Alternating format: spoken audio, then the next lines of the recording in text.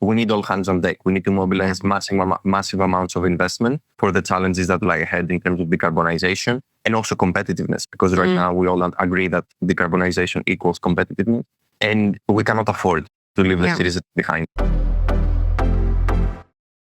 A little while ago, I spoke with Stan Derberman from REScoop.eu, who reminded us that finance is often the sinews of war in community energy, a make or break factor for projects that prioritize social value over pure profit. Today, we continue that conversation with someone who's been taking this challenge head on.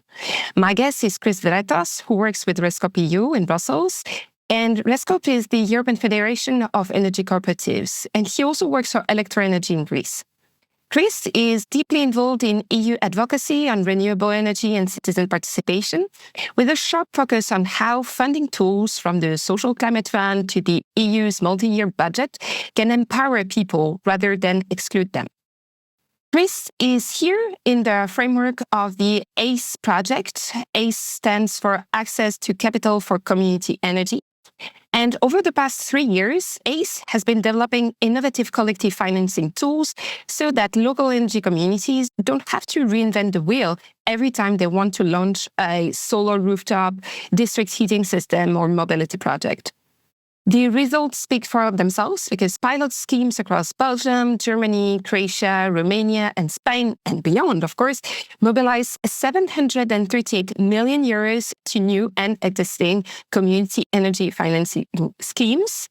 And the mobilization of citizens' own savings into something with tangible social, environmental, and economic returns.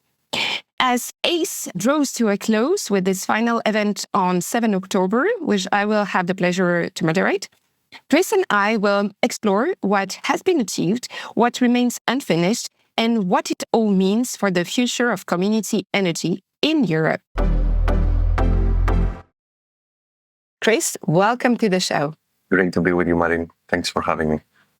So, Chris, can you tell us how you became passionate about community energy? Was there a moment, perhaps back in Greece, where you grew up, when you realized citizens had to be at the center of the energy transition? It was very random. I was working kind of as a freelance journalist in Greece, and I was invited on the Rainbow Warrior, the boat of Greenpeace, where completely coincidentally, one of my now colleagues at Electra was giving a presentation on the topic of energy communities and specifically the model of collective self-consumption, which is kind of what most energy communities work with in Greece. And I was like, okay, wow, there's a possibility for citizens to come together, invest in solar, so tackle climate change, which was and is a big passion for me, and reduce their energy bills and, kind of contribute to a more fair society. Count me in. I was so immediately went to him after the presentation. I was like, I want to get involved.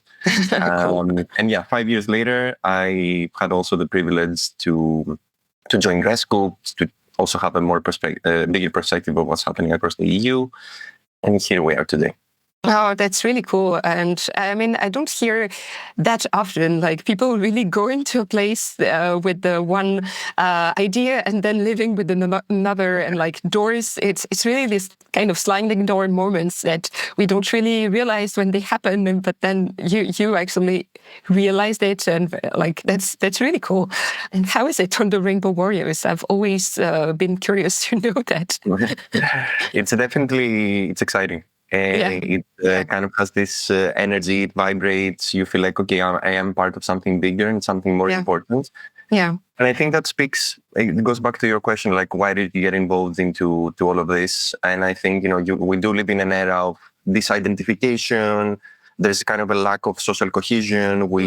More and more young people are finding it hard to identify with certain political currents.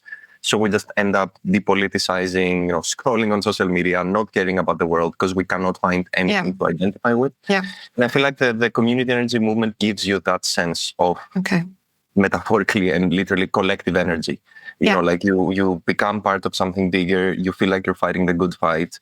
Yeah. And that's kind of the feeling I had when I was on the Rainbow Warrior. Like, okay, we're here to fight the good fight. So That's great.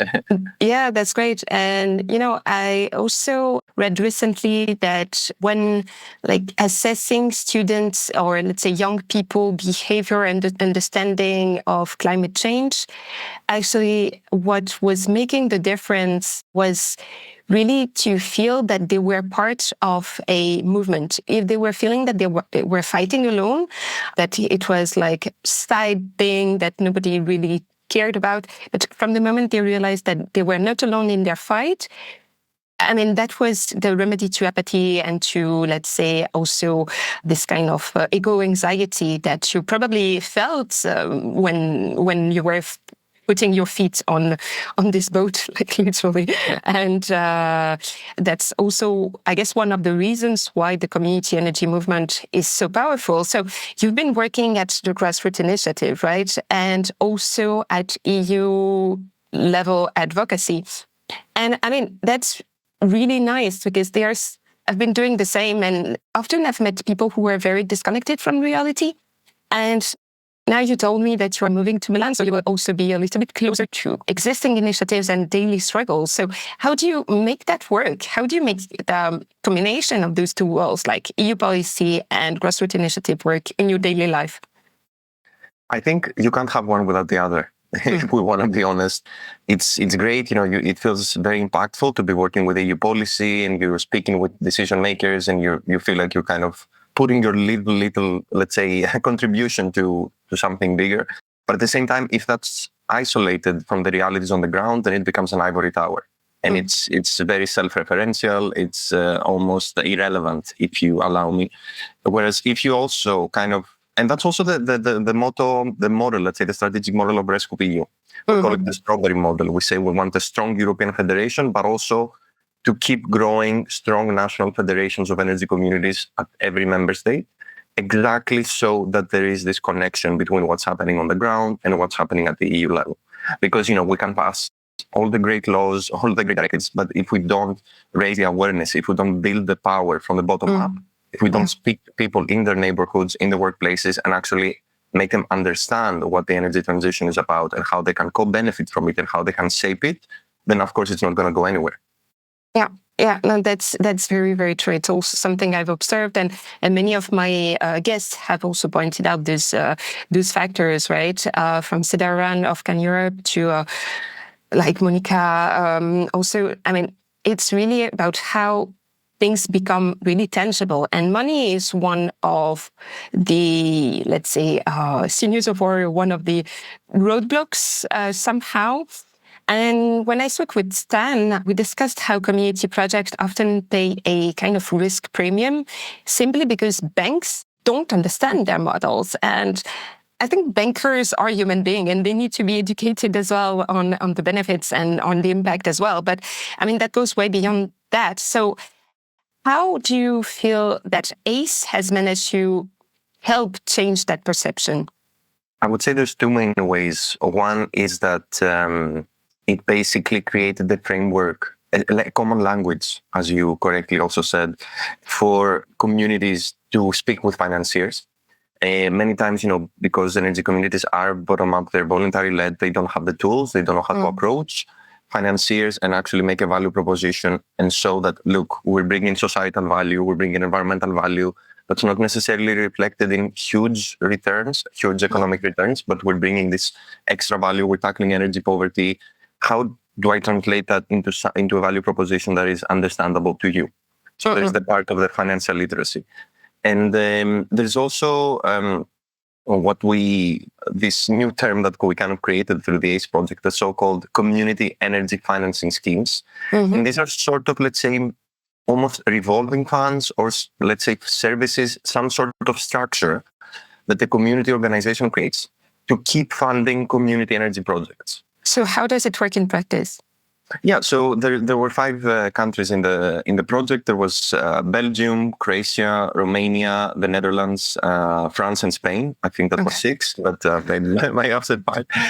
And each of them had a very, very different, let's say, structure. So, for example, in Spain, our partner Goyener provides a facilitation service between 2 ethical banks and small energy communities on the ground. And basically what GoEner does is that it provides a standardized template, a business model template that all the energy communities have to fill in. And, kind of all the paperwork, simplifies it, standardize it so that they all fill the same thing. And then GoEner applies for a loan on their behalf. So it cuts the red tape in a way. I mean, it doesn't cut the red tape, but it eases the red tape. Yes, exactly. So, and it also reduces the risk for the banks because, if you have a standardized template and if you have a trusted intermediary, then there's less risk. There's less, let's say, space for error. Or in France and the Netherlands, we have, let's say, maybe the pioneer, the biggest community energy financing schemes. In the Netherlands, you have Energie Samen, which is the National Federation of Energy Communities in the Netherlands. They created the so-called development fund, which was capitalized by the national ministry, the national government, and 4 regions in the Netherlands. And the idea is that it provides loans to grants to starting community energy projects to cover the risky first stages of project development. Okay. So it provides them with a loan of, let's say, for the development stage, feasibility studies, kind of the first steps. And if then the project does not move forward, the loan is forgiven and it turns into a grant.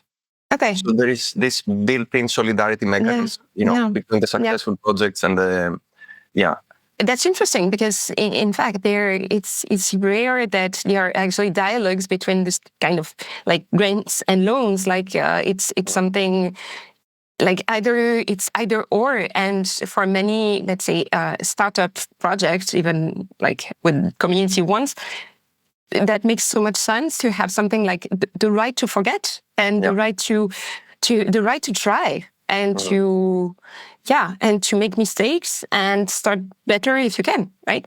Yeah, exactly. And what makes these community energy financing schemes really successful, and you said the numbers. We've seen that in about 5 years, they've crowded in more than 738 million euros for the energy transition. What makes them successful is that they have another built-in mechanism, which is technical assistance. Sometimes we have funds, for example, EU funds. They exist. There's cohesion funds, there's the recovery facility, and they may put out a call for energy communities. But there's no applicants because there's a lot of red tape for a small community to access such a big EU fund. Whereas what happens with community energy financing schemes is that they have people going from region to region, from neighborhood to neighborhood, taking people by the hand and telling them there's this financing opportunity. Here's how you fill out this templates. Here's like a proposed business model. I'll help guide you through the process. And this is really, really what we're asking from the EU as well, as REScoop.eu, to acknowledge this very important work that national federations of energy communities are doing in creating these financing schemes, in providing the technical assistance, because that's how you really get the money on the ground. So this peer-to-peer approach. Yeah. I mean, this part that you just mentioned, the peer-to-peer approach, is like so fundamental because even if you are passionate about clean energy, if like you, let's say 5 years ago when you put a step on the Rainbow Warrior and you realized that there was something to do, you didn't really have the skills or the tools to understand what and how you could make that happen, right? So you needed to get some like peer learning to know how to make that happen. But I mean, you learned about, let's say, the technical bits, you learned about the policy, but you also needed someone to teach you about the financial aspects and all the process and the red tape and how to actually talk to the financiers, right? Yeah, exactly. How to speak their same language, because they speak a very, very different language, as we already mentioned, because they are used to certain kind of KPIs that may not be the one that the community, especially at its seeding stage, can see. Yeah, exactly. That's really, really interesting. So what I understand from the ACE project is that you managed to like work on different streams, like the kind of the learning bit, the learning phase, peer-to-peer, very human-to-human, authentic, and based on actual challenges. So that must have been a really interesting part of the work. And then also the kind of how to make those templates, how to navigate this red tape, and build the trust of the financial institutions.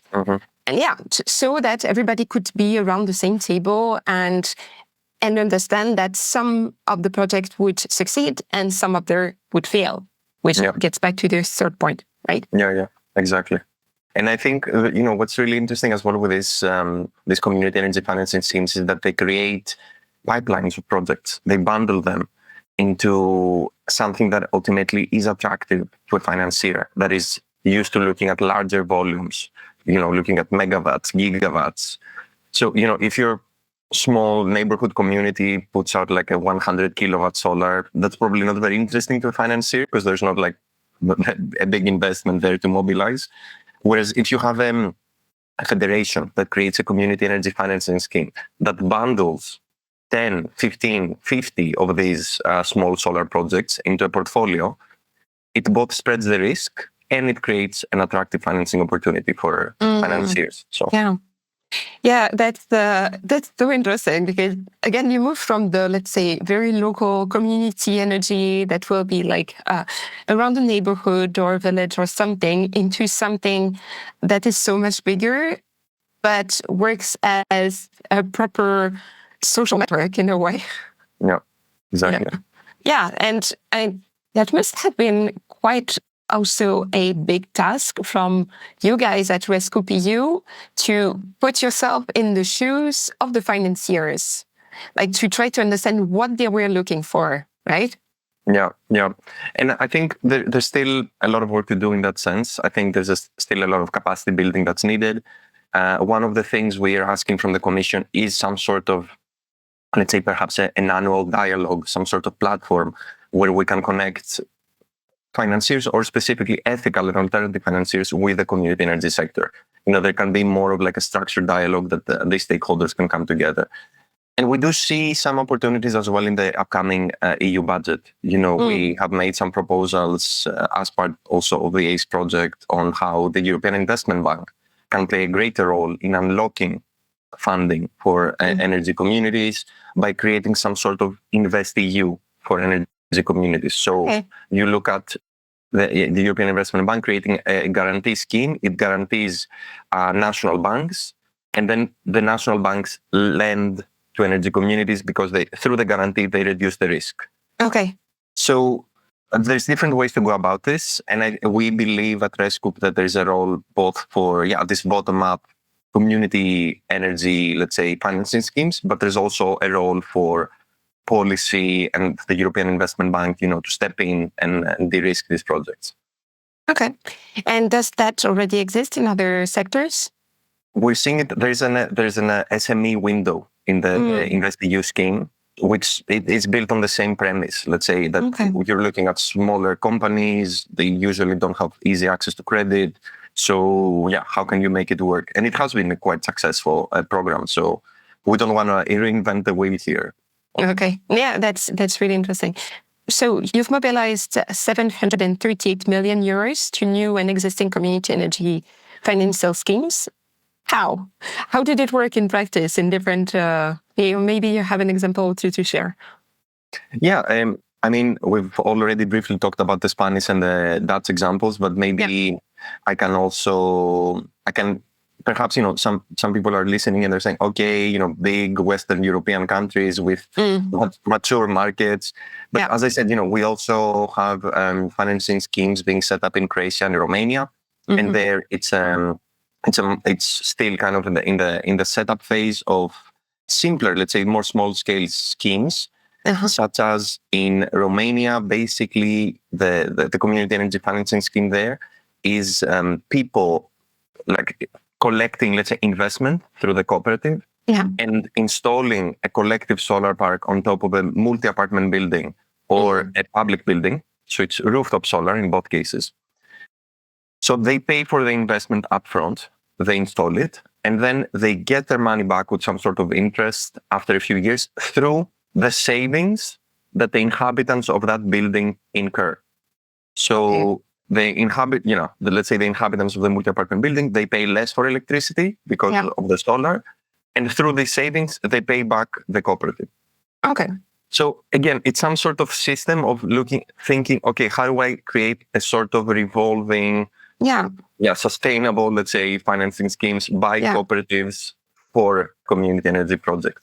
And plus investment, right? Because if the community, the people who invested know they will get their money back, they may feel that it's more advantageous to leave their money to the community rather than sleep at the bank.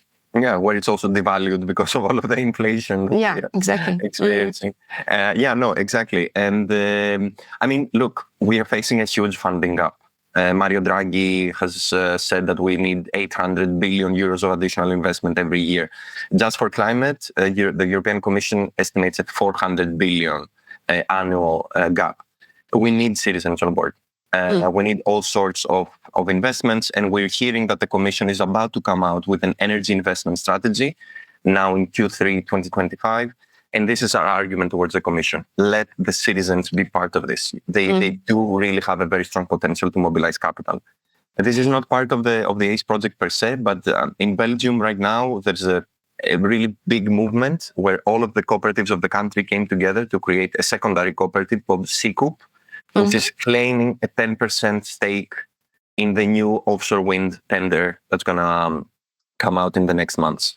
So they've already managed to mobilize over 2 million euros by tens of thousands of Belgian citizens. So, it's really, I think the potential is there. And exactly because cooperatives, they also have the trust. There is that trust within the members of the cooperative. It's easier to say, okay, guys, give us your money. We're going to invest it somewhere ethically. There's going to be returns. Yeah, especially at a time where there is so much volatility on the market, so much mistrust in how government will be using the money, etc. But I mean, you said that this kind of model also worked in Romania and Croatia, which may be countries where people have less liquidity in general. But what happens for the people who cannot actually spend any money on the community energy project? Because if being part of it means that you can have to invest in it, how do you make that work? I know of some projects who are kind of giving away some of the shares, etc. But is it a problem, right, at this stage? No, first of all, thank you for posing that question, because I think we need to keep having that reflexivity within the community energy movement, that just because it's community doesn't mean it's always inclusive. So that's the baseline. But I think there's all sorts of models of solidarity that we see in Greece. People can basically buy the shares of energy vulnerable households so that they can join the community for free. Okay. In France, we have REScoop, which is a cooperative supplier that charges a small solidarity levy to its customers and then uses that to reinvest into actions for energy poverty. There's all sorts of ways. But here, this is definitely somewhere where the EU can also play a role in supporting communities that specifically have, let's say, an orientation towards tackling energy poverty. Okay. One big, let's say, way is the Social Climate Fund. Yeah. It's upcoming. We're going to have it in operation in a couple of months in January 2026. And REScoop is now coordinating over 40 organizations in creating the Social Climate Fund tracker, where we rate and analyze the different social climate plans of the member states to look, okay, are they planning, for example, any actions on energy communities and energy poverty? That's one of our criteria. Yeah. So that's definitely a fund that we're really closely looking at. And I think another good example is using grants. It could be also from the Social Climate Fund or through LIFE or other programs, using grants to de-risk those first stages of project development. Like what you remember what we talked about in the Netherlands with the community energy financing? That's always the most risky part, let's say, stages of project development. Those first stages where you don't know, are you going to get the permit, paying the tech, the engineers for the feasibility studies and all of that. And as you correctly point out, vulnerable households don't have the leeway to take that risk, to say, okay, now I'm going to put 500 euros in this wind energy project and a way to see if it's going to be accepted and so on. Yeah.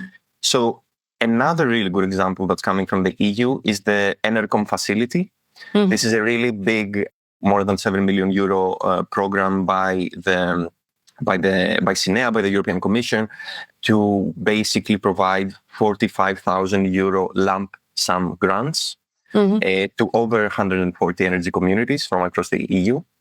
And the recipient community basically uses that money to create a robust business plan, to kind of take the first steps of setting up a community. And again, this de-risking in the form of grants for the first stages is quite important. Yeah. But again, we know grants are a scarce resource. We're not asking that, all communities get grants, but especially if we're looking at communities that tackle energy poverty, we feel that there is a rationale, there is a logical basis to provide them with these de-risking grants.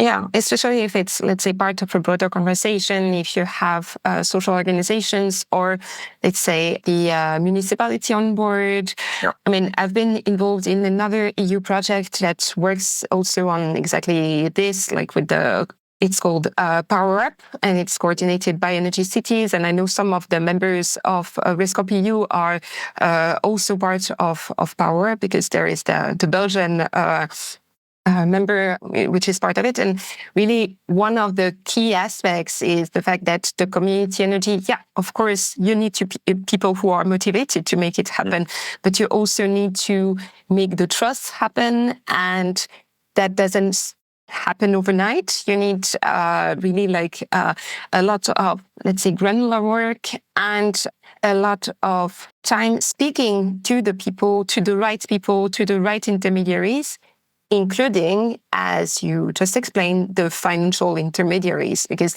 there might be some processes that they don't know. There might be some grants that they are not aware of. There might be also some, maybe even in the village, the local, the area, there are some people who work in banks that would be enthusiastic, but they don't know how to mobilize it. So I feel that this part of trying to assemble all the little pieces is so important. I mean, the podcast we just released like 2 weeks ago was with Junior and Bangala, who worked on energy community as a kind of a rhizome approach. So we are connected all like trees, or like plants, or like fungi is like a rhizome.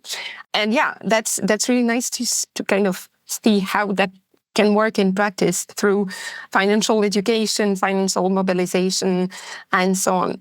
Do you feel that the banks that have been involved in the project or could be involved in the project, do you think there is enough education or awareness on the side of those kind of financial institutions? Because on my side, I see very much like how much a risk climate change is for the insurers. So they would be smart to kind of invest in this kind of things as, some kind of mitigation, adaptation, prevention of risk approach, right? But is it actually the case? Also, so banks, financial institutions, are they seeing the opportunity there? Yep. I think they're seeing it more and more. We are starting now a collaboration, also in the context of the ACCE project, with the Federation of Ethical and Alternative Banks, FEBEA. Mm-hmm. We're starting this matchmaking between members of FEBEA, like ethical and alternative financiers, and members of REScoop to exactly facilitate these connections.